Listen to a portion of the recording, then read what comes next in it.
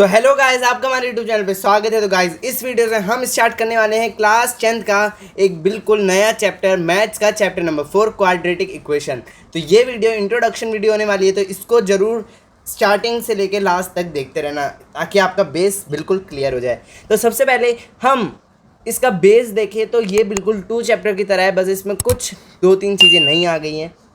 सबसे पहले हमें यह पता होना चाहिए कि क्वाड्रेटिक इक्वेशन होती क्या है। A polynomial of degree two called quadratic equation. किसी भी पॉलिनोमियल की अगर डिग्री 2 है, मतलब हाईएस्ट पावर उस पॉलिनोमियल की अगर 2 है, तो हम उस पॉलिनोमियल को क्या कहेंगे?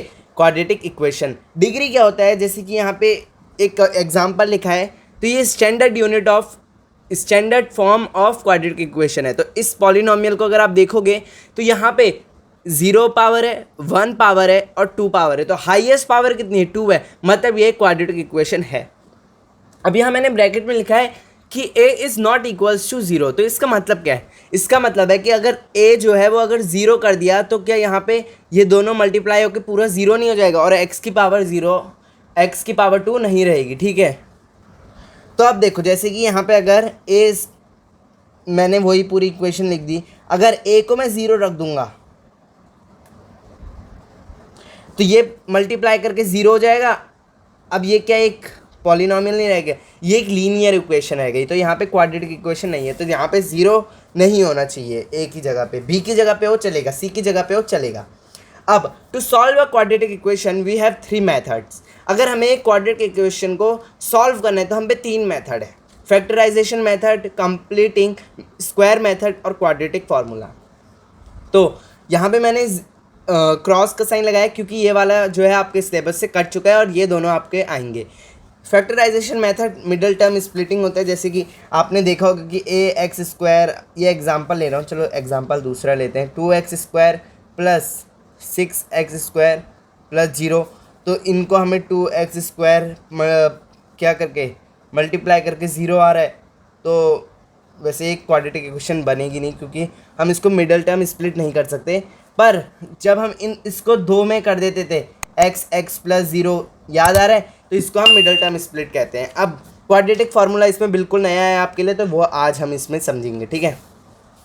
क्वाड्रेटिक फार्मूला है जो वो नेचर ऑफ रूट बताता है कि वो रूट के कितने, मतलब वो पॉलिनोमियल के या वो इक्वेशन के कितने रूट्स निकलेगा या नहीं निकलेगा, एक जैसे निकलेंगे, अलग अलग निकलेंगे, ठीक है। तो अगर हमें नेचर ऑफ रूट निकालना है, मतलब कि वो नेचर ऑफ रूट क्या होते हैं, जैसे कि रूट एक जैसे निकलेंगे या अलग अलग निकलेंगे या होंगे ही नहीं, तो वो निकालने के लिए हमें क्या करना पड़ता है? इस फॉर्मूले को लगाना पड़ता है। अब डिस्क्रिमिनेंट डी, इसी को कहते हैं नेचर ऑफ रूट को, ये इसकी शॉर्ट फॉर्म है, ठीक है। तो ये आपको याद रखना है मेन।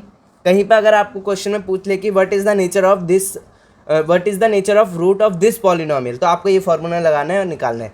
अब अगर b² माइनस 4ac की वैल्यू, जैसे कि इसकी वैल्यू -b², अगर इसकी 0 आ गई, 0 ने 2 मान लो, है ना, तो 2 क्या 0 से बड़ा है? हाँ, बिल्कुल बड़ा है। तो यहाँ पे 2 बिल्कुल अलग अलग क्या निकलेंगे? रूट्स निकलेंगे। अब 2 0 के बराबर है? नहीं, 0 के बराबर तो नहीं है, तो मतलब यहाँ पे आइडेंटिकल रूट्स, ये बस इसके लिए ही था। जैसे 2 बड़ा है 0 से, तो यहाँ पे 2 अलग अलग निकलेंगे। 0 = 2, अगर इसकी वैल्यू 0 है मान लो सपोज, तो 0 के बराबर आएगा, तो इसमें बिल्कुल सेम आएंगे, मतलब 4x 3x 3x 4x 4x ऐसे। और अगर इसकी वैल्यू -b/b² माइनस 4ac की वैल्यू क्या है? माइनस में है, तो वो हमारी क्या आएगा? उसमें एक भी रूट नहीं निकलेगा, ठीक है। मैंने टिक और रॉन्ग भी लगाया, ठीक है। अब मैं आपको बताता हूँ कि नेचर ऑफ रूट जानने के बाद आप रूट्स कैसे निकालोगे। अब आपने नेचर ऑफ रूट निकाल लिया, तो उसके बाद आप x = -b plus minus root के अंदर b² माइनस 4ac फिर अपॉन में 2a। जैसे कि यहाँ पे मेरी b² की वैल्यू आई है, मतलब इसकी वैल्यू रूट के अंदर की वैल्यू आई है, b² माइनस 4ac की वैल्यू आई है 2, तो मैं ऐसे लिखूँगा, ठीक है। हमें b² माइनस 4ac की वैल्यू यहाँ रखनी है और बाहर से रूट लगा देना है क्योंकि वो हमें फॉर्मूले में दिया है। अब मैंने आपको बताया था कि नेचर ऑफ रूट को हम d भी कहते हैं, तो यहाँ पे d भी लिख सकते हो आप, ठीक है। इसको सॉल्व करके आपकी x की वैल्यू आ जाएगी, मतलब आपके दोनों रूट आ जाएंगे।